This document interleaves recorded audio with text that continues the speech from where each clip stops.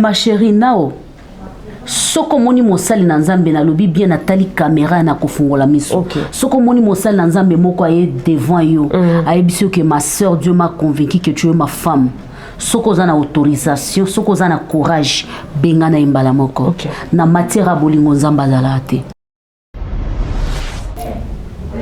eza po papa ya Penel abanda ko inviter Mike akende ko te ayipana na ye et les ont dit Eza po Mike akota na ndako na bango asepelaka na cousine ya Penel. Ba dribbler ba pesi yo Penel. En plus Penel ye moko muto ami pese pa Mike pona ye moko muto banda ko kende ko miteka ipa ya Mike. Eza po papa ya Penel abanda ko inviter Mike akende ko te ipa na ye. Et les ont dit Eza po Mike akota na ndako na bango asepelaka na cousine ya Penel. Ba dribbler ba pesi yo Penel. En plus Penel ye moko muto ami pese pa Mike pona ye moko muto banda ko kende ko miteka ipa ya Mike. Parce que Penel o banda ko sala avant ye banana Mike ezalaki ya kuku. Peut-être ata mutu moko talinga ye ba yango. Lelo oyo Penel azo sala et comme koyeba na parce que fallait ki Mike moko boye aleka na ngambo na ye awa nanu na longwe na poto toza nanu awa na Kinshasa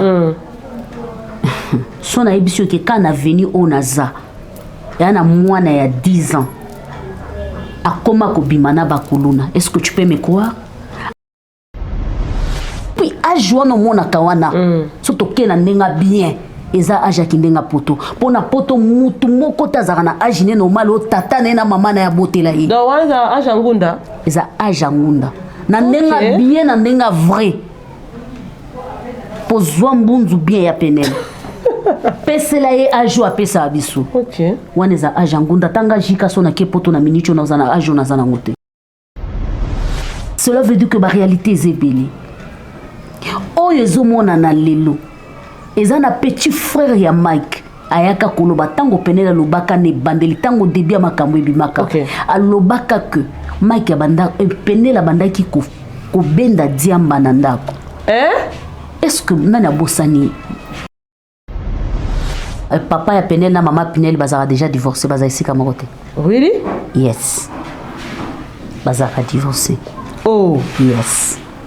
Donc papa et Penel maman Penel baza divorcé baza kisika moko te. Bon baza kanda ko moko te. Banda kala atane loko moko Mike asalela Penel ya malamu te ata bana mibalo ya zobetela tolo wana eza ba sperme ya Mike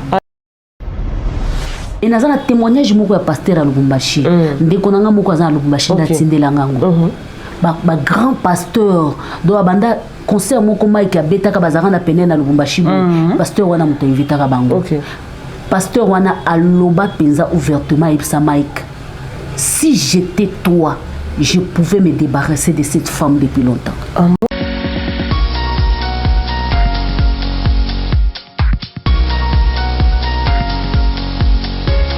Betwabou, Botenabiso, Botenabeno, Jambo, bonjour à tous, c'est Lady Congolaise, votre Congolaise Lady. Je viens pour vous dire une chose, il y a une chaîne des infos, une chaîne des news, vous ne serez pas déçus. Alors je vous invite tous de vous abonner au maximum sur la chaîne Africa Central TV, vous ne serez jamais déçus.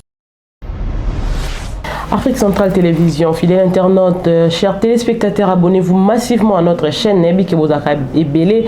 Ya Rolanda Bisso, Bosse Pelaralanga, ton apusana penza li bosso na bino pour nato solo la mambo ezara très important. Nous lengi mo pinanga na sepelara penza ton amona bino donc aux aura penza li baku yota émission na bisso mais au s'abonner na nté, c'est vraiment important au s'abonner pour que vous aka informer na chaque publication na bisso donc tant aux aka s'abonner ou activer cloche à notification et c'est par l'ande au bando ba notification ce qui émission c'est que quotidien au bando ba notification mais en attendant bon s'abonner bon liker ba vidéo bon partager et ça penza très important en tout cas les loto yoto meka susu kolobela makam oyé penza na net ils ont craqué mi tout deux fois ils ont sabiso na kata confusion net ngai personnellement son na lundi un moment na bi makambo dire zo risquer vie nanga netika no samba msute pona landa ngo donc alors loko eza information yeli biso na YouTube il faut to décortiquer ngo na ba ndenge belé quoi donc to zo penza ba analyse ya mutu na mutu ndenge nini azo sala analyse na e pe par là boyo ka ke ba vérité monsieur ko bima oyo ba msusu ba lobité donc yango vraiment est important bien avant peut-être to kota vraiment na vie ya émission na biso non pe sambote na Francine ma vie puis depuis Orléans ba biso dans bezo ba 14 qui a bien salon ezaka moko lo meka coiffure wana bisiko kokuta penda mave coiffure yemoko na pointe na pe simbote na ba gauloise nye surtout ba soutenir la chaîne na biso Afrique centrale pe kene biso ba mbote na bino yangwana na pe simbote na ngai na Morigo Nsumbu depuis Istanbul ba bimwa mobalo avanti masolo bilamba na Turquie mobimba en tout cas mbote na yangwana na pe simbote na ngai na Gibajo Kisamboka mbote na yangwana pourquoi pas à dire aussi un grand merci au Dieu tout-puissant créateur de toutes choses mutapé sarabiso pena pema de ya revivre dans ming to banda pena na wana alors gloire dit kulanduka derrière la caméra okosunga biso to kotisa invité na biso mama Judith Kalanga o toromeka ko solo wana elelo makambo etali actualité o ekoti na net mingi vie ya couple ya Mike Kalambai na mwasi na Epeniel Samba o ezo pesa pena trouble na mtu o baksili ko na ngozawadi donc voilà toko bande émission na biso mama Judith Kalanga bonjour Naomi moi mwasi moko atonda na basagesse atonda na boboto bonjour na babone na biso ya Afrique centrale topesi bino bambote ebele bisika boza parce que bondima biso voilà. Kande toza okay. Topesi bino bambote ebele tiketi nzamba lola pambola bino parce que a permettre biso lisusu tofanda lisusu na plateau na biso ya Afrique centrale voilà. Merci Bonne santé avant to kotana na ba détail mususu santé qui torote parce que moni to sala émission to à 10h na liété na déjeuner té bana pe ba ki classe ba liété wani eloko yo liezate lipemati lipemati to tsukaka wana lipemati mais kala te ba élection lipemati moye bana ba déjeuner zatenga pe na déjeuner té parce que lipa o ezalaki na 250 ekomi na 800 ce qu'on anda ko toza 5 photo déjeuner na tongo photo somba ma pas combien c'est ça est-ce que so mona kiza moi passe malamu na nyonga libumu ndenge na zabu nazo mibimilela nanga donc olia na écoute la yo na sombi nanga ka ji akopali oyo ba chinois na ba soki ba indien bazo tiela biso ba colorant et puis so tali place ba salela yango eza mawa plein moyen na somba ji o eza bien protégé ya bouteille ezate de fois na somba ka o ya kalikasi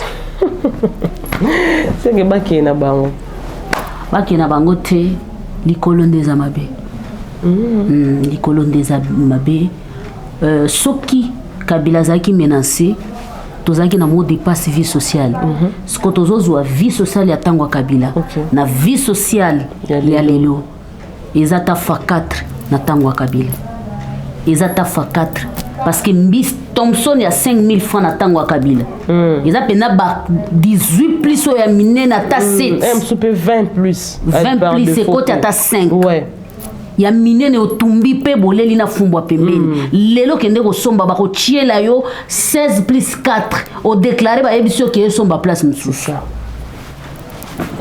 tala modèle de mboke yo kufe là c'est normal les a au monde de toza bo na sala provision na mois de mars na somba ki bido mafuta na 23000 tant na zozonga na somba ngona 26000 ta degré la degré wa échelon biloko ndezoki donc mutu pa kolobane likambu azana ete to tika na biso ngo zo continuer nango kaka bongo c'est normal mais ce que to komi na point que o komi 10 heures na ba malade za na mboko chata mai na mono côté parce que ça passe todo souffrance to vivre na kata souffrir c'est normal franchement en tout cas maman j'ai dit to bito vendre la penza ba dossier wana il y aura à boire et à manger donc wanda pena sujet place au fond de la penza poto beta en profondeur donc tozongela on sima mais en attendant to yepto mekano ko solo na actualité o ezoleka na net ba pasteur na biso to vanda liso kimiate e komaka alobi kuna zongisaki mwasi aye mobala ye mama Judith Kalanga avant to kota na ba sujet au penyo to toucher lelo o ezo ningisa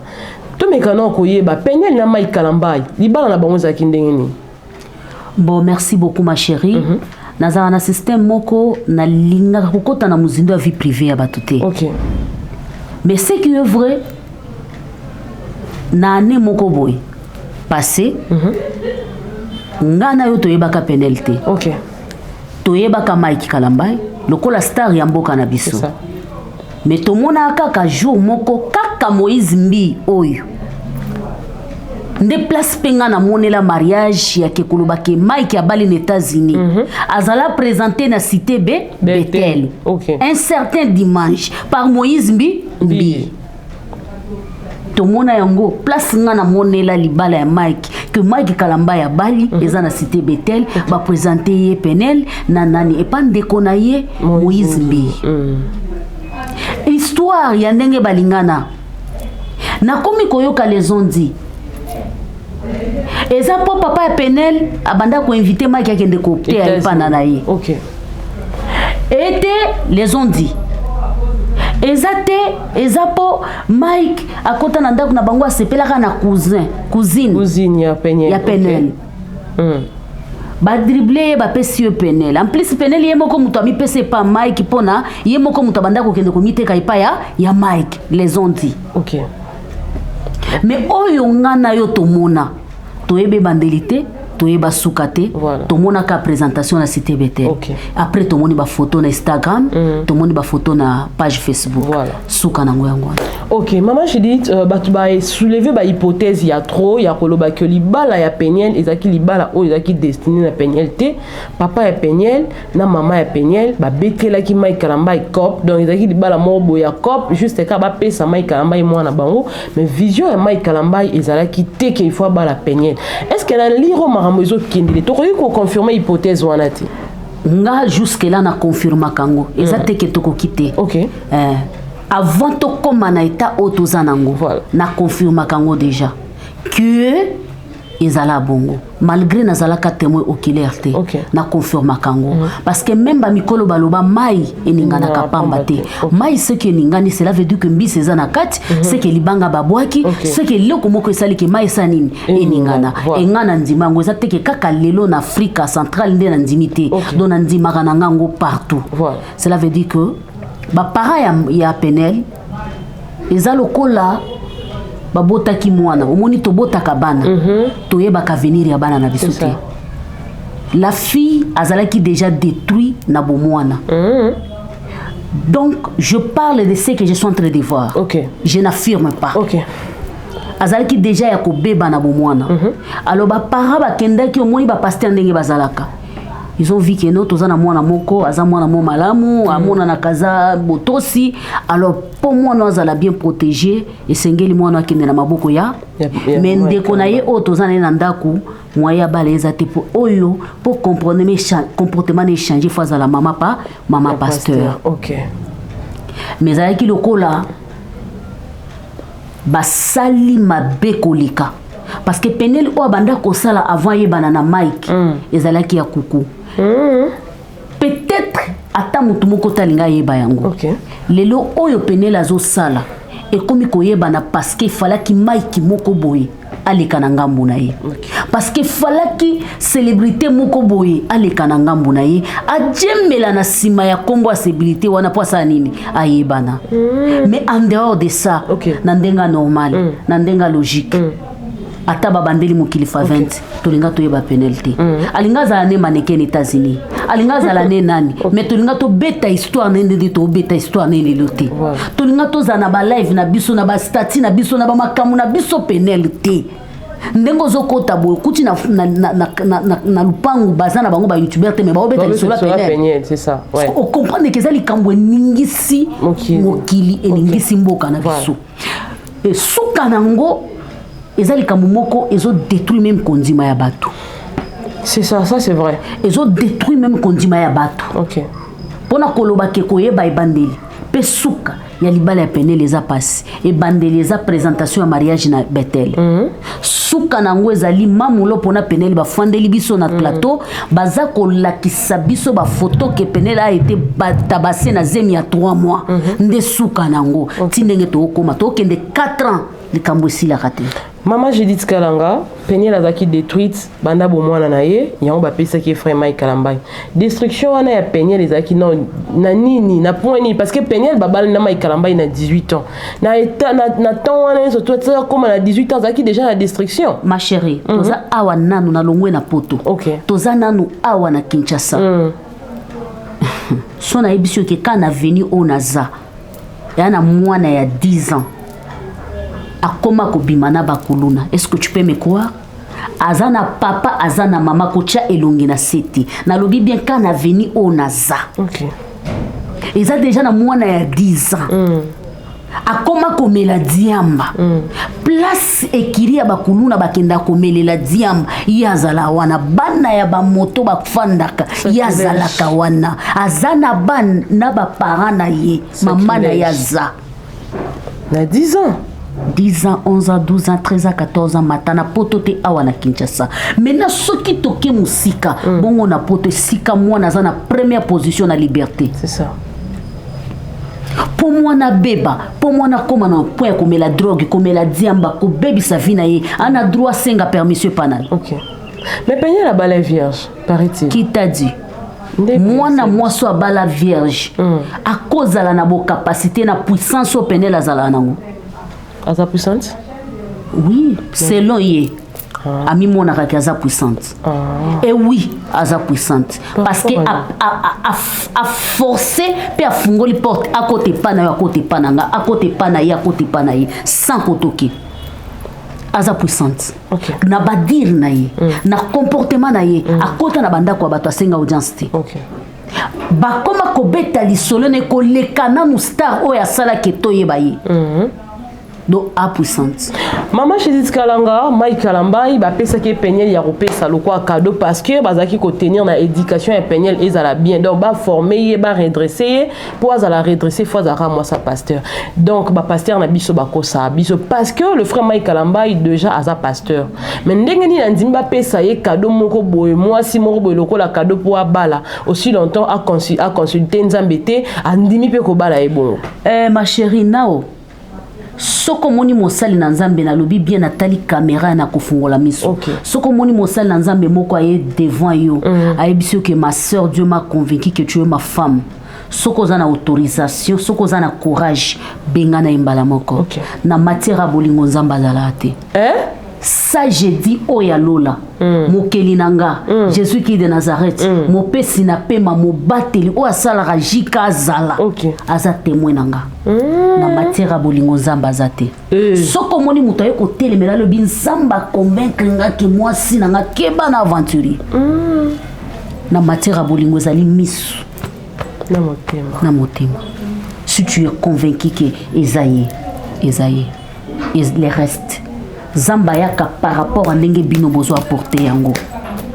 Soke za bongo seke ba prophète. Ba auto yebina ba auto yebite ba ko divorcer te. OK. Soke za bongo seke ba super bishop. Ba auto yebina ba auto yebite ba ko divorcer te. Parce que soko lande l'histoire ba super bishop, ba super prophète. C'est ma femme, Dieu m'avait montré. Mais quand tu divorces avec elle, donc Dieu a sauté. Point d'interrogation. C'est très profond. Maman Judith Kalanga, bien que ça, la matière bolingo nzamba za raté. Mike Kalamba ina penyel basali paraît-il selon ba dire ya Yvette Kalombo o bengaka azasoki leki ya Mike Kalamba je ne sais pas. Petit à quartier. Ah petit à quartier. Yes. Leki na été propre. Petit à quartier bana lingwala. Ah.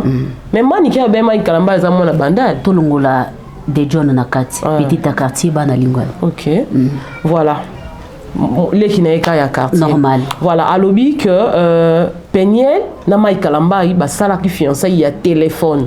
Première fois, tant Mike Kalamba qui n'a qu'une ba mona na Peniel et aye ko ça c'est la deuxième vérité. fois. Ça c'est la vérité. Alors maman Judith Kalanga, c'est vrai qu'Nzamba Zawanate, Mike Kalamba c'est un serviteur de Dieu. Alors pour le ministère il y a Moussa et Nzambe et qui est de maintenir, il faut toujours bien accompagner. Est-ce que Mike Kalamba est qui tombe pénal et étudier pénal malam to Mike Kalamba a visé peu intérêt na nakati. Na place oyo na koki koloba boso to lobi na sali rédification muke pona likambo etali ba intérêt. OK.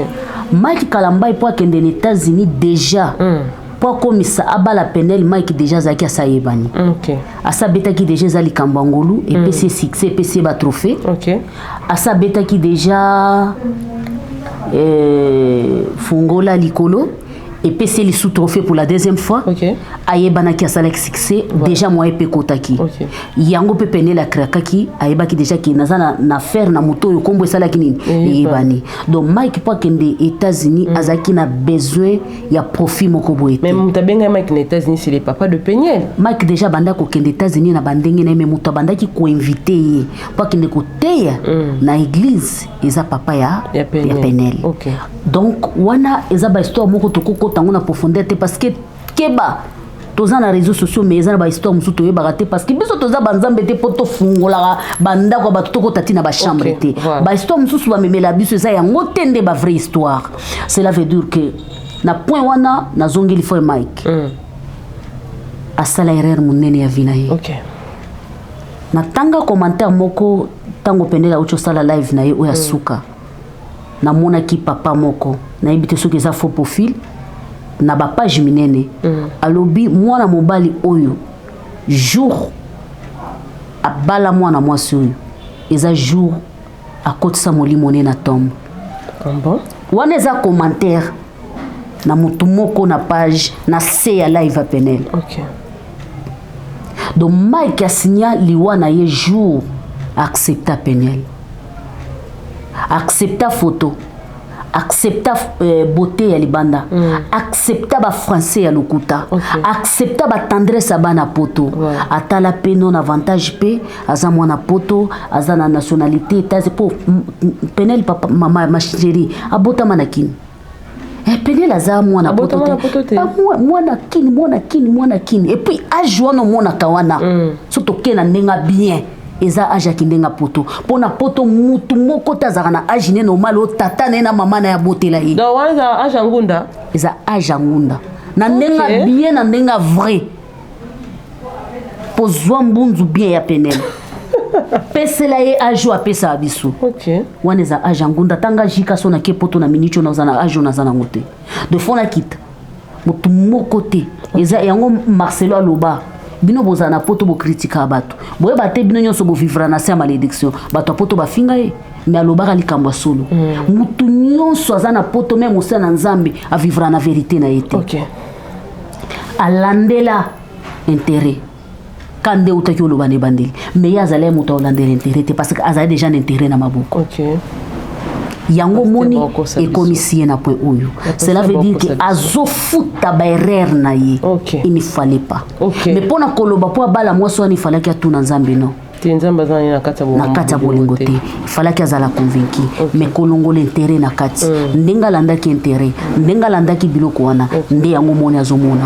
Mais papa ya Mike ya Penel abima na télévision aloba obi atikala ko sepelate ke Penel abala.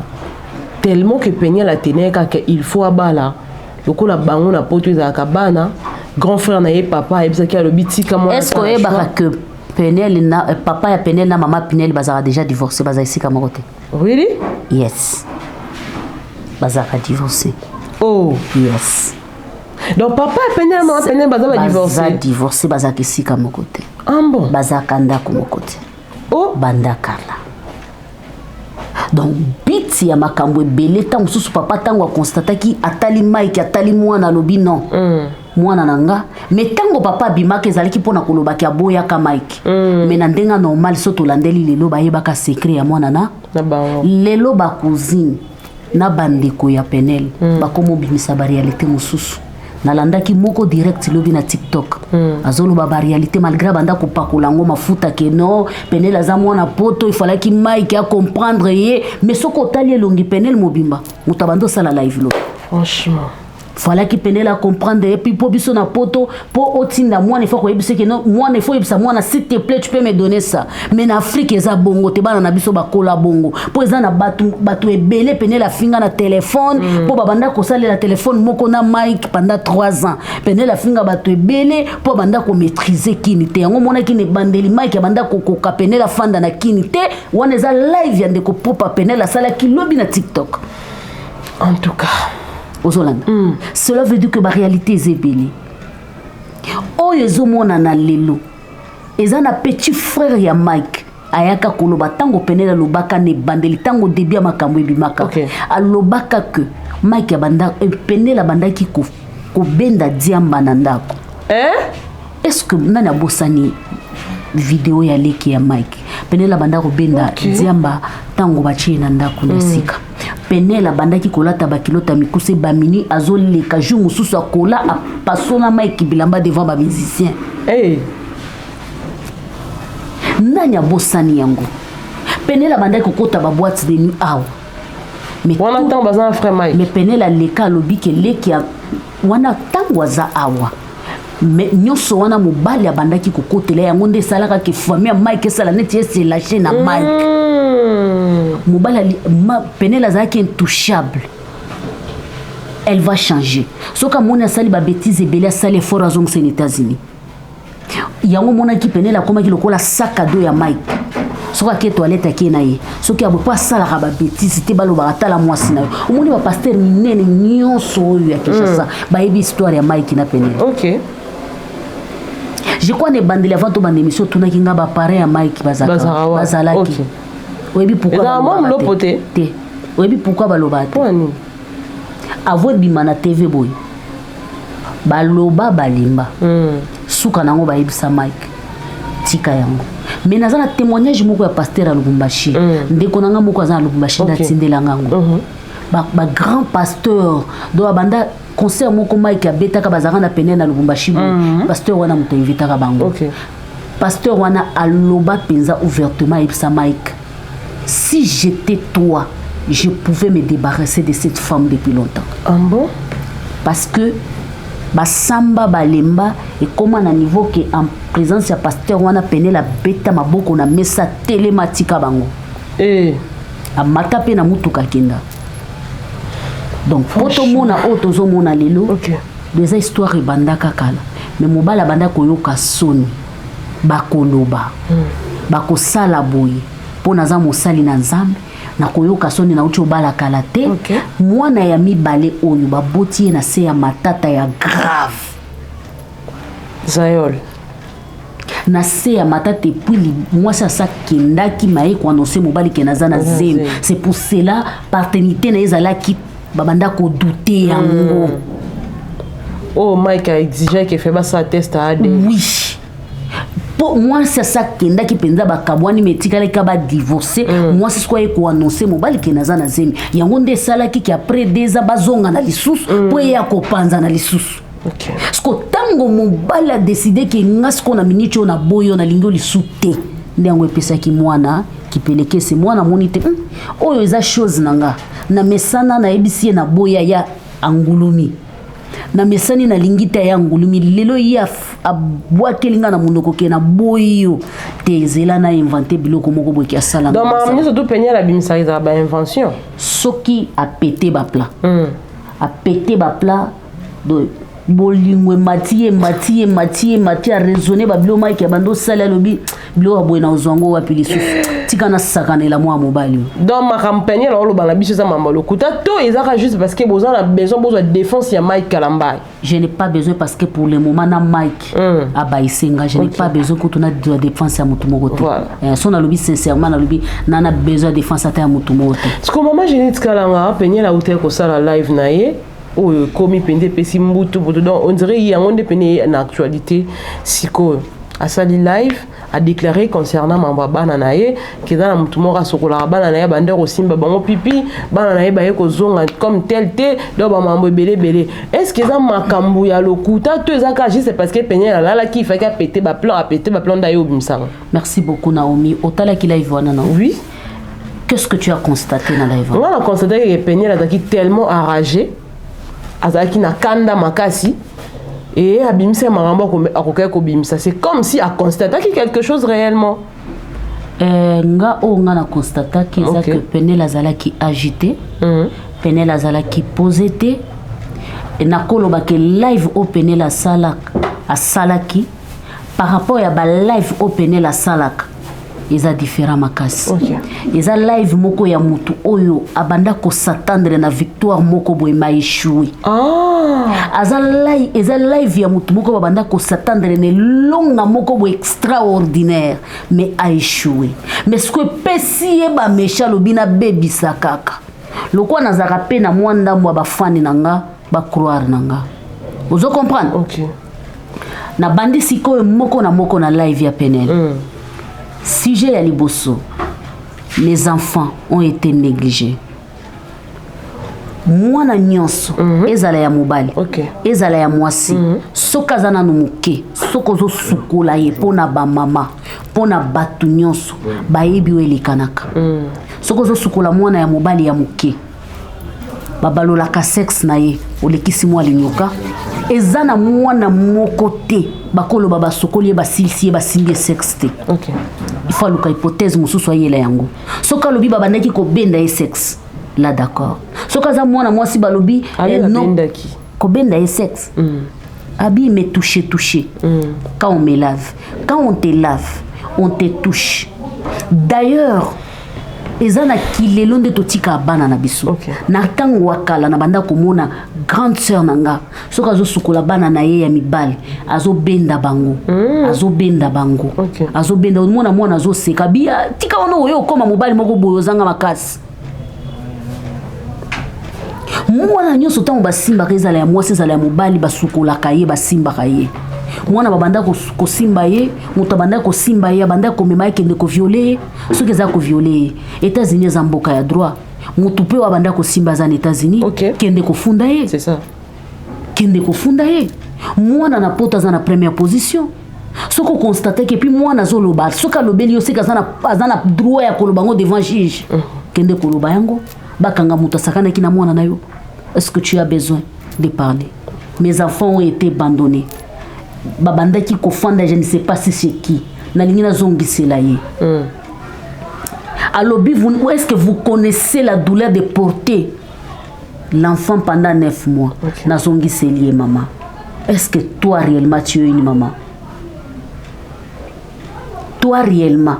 Naloba ki yango papa pia bed. Avant Mike ali kaloba. Yango kutu babenga nga balobi ki oza prophétesse.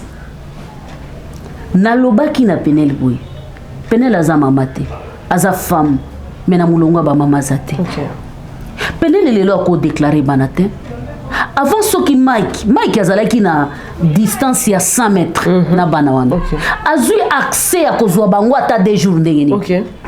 Pona poto soki basi ba chelio 100 mètres ya oza na maji moko sala. Ya bienda bundaki parce que basenga ki c'est faux. Soko landi live mwana mwasi wana salaka na Goma. Alobaka nini? Alobi ndengo sali live na bana olobi ki avocat na ngai okomona kabango te.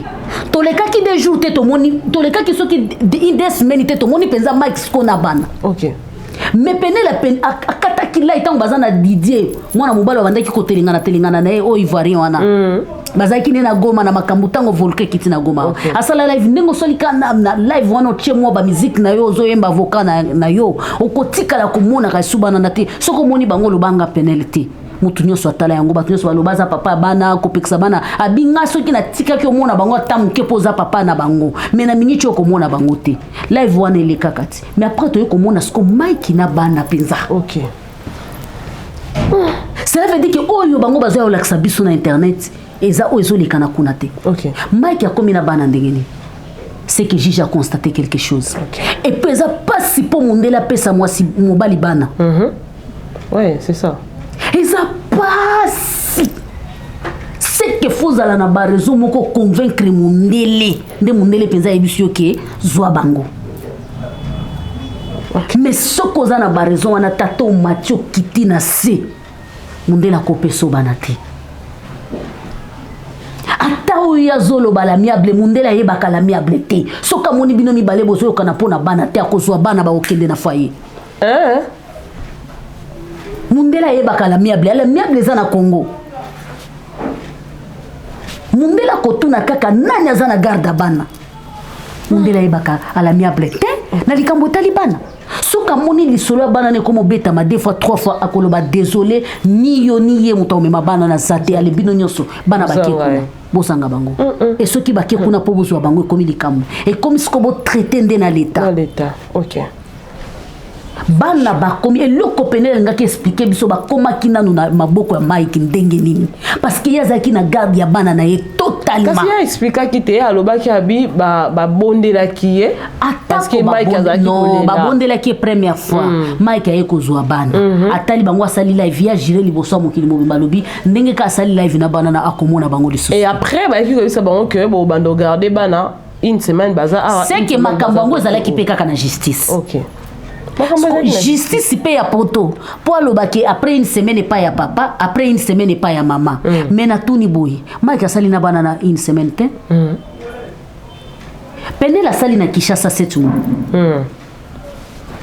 omoni tanyo so majabo yesalim pene la zana Kinshasa Mike également zaki na Kinshasa non Mike abanda ko sala ba viens voir une semaine Kinshasa une semaine poto une semaine États-Unis ba viens voir ezaka ba omona lelo bomoni boye papa oyo nani ndeko na biso mbali omoyembi mususu azui place à Mike aza na États-Unis. OK. Siko soko yeko beta lisolo ya bongo il faut za na barigima parce qu'en tant que maman biso to ko défendre en tant que maman mais ce qui soko za na barigima te oyo zo beta zo permettre to défendre yote les passe na yebi ke za na bande ko beli bazo défendre na ndenge na ye mais to kota na réalité makambo nyoso pene la lobby. Cela veut dire que Mike azalaki diable liboso penel. OK. Alors bon. Ezatane loko moko Mike asalela penel ya malamte. Ata bana mibalo ya zobetela tolo wana eza ba sperme ya Mike abeza eloko motuya ya bima na ona libala yango wana parce que nanga bazebeli d'autant vidéo et bima na partager bango nyonso bakoma. Donc Delvis El Sincero mokonza masolo vient ngai lekino apesi balo sako na yo mokonza base ye moko na kati ya France ya kolobeze belé mais na kolobake to sala ka analyse je crois ba tout ba commentaire na bino pe ezala bato ya mayele mais na sepela non parce que parmi Merci beaucoup, Maman Judith. Voilà, merci beaucoup. C'était vraiment un plaisir pour nous de partager ces plateaux avec Maman Judith Kalanga. Yoki Penda Réflexion. Voilà pourquoi on a bino tout ça focalisé na bisika batuba ça ba live pour ne rien dire. Tu au moment on a que muta vandi penas 1 heure du temps, 2 heures du temps en live mais à lobby le roté na soukanango. Alors que tous on a besoin to bimisa ba réflexion mon robot et qu'on peut ça peut ba piste des solutions par rapport à ma. Et puis jusque là, naoki kaka mutali boso o ya lobi que pour hémorrager kata, il faut Mike Kalambai à bala. Naoki on pas Maman Judith Kalanga. En tout cas Maman Judith Kalanga, merci parce que on a apporté sur un plus na o bat babande ko ebati. Merci à vous tous au Bolanda qui biso en Afrique Centrale Télévision. Bon continuer qu'on s'abonner massivement à la chaîne Nabino parce que awa masolo za ka bien. Tu as rapport dans ça aventure, tu as rappelé pour na consulter te. Bino bat bota ba commentaire na bi ke bozaka batamaele. Éviter ko finga, critiquer positivement, critiquer négativement et ko permettre à biso to bonsa bisika oyo to foshaki. Merci à Gloire Kulendo qui était derrière la caméra. Merci à Daniel Bongoké, c'est mon conseiller privé à moi, Masola Jonas, mon coach. En tout cas, un homme serviable. Pourquoi pas Kevin Mohamed Saïdi, les boss papier Abedi Makambo. Encore un grand merci à Francis Mavimpi, moi, Mobala Lokolo Pepele, déjà dit.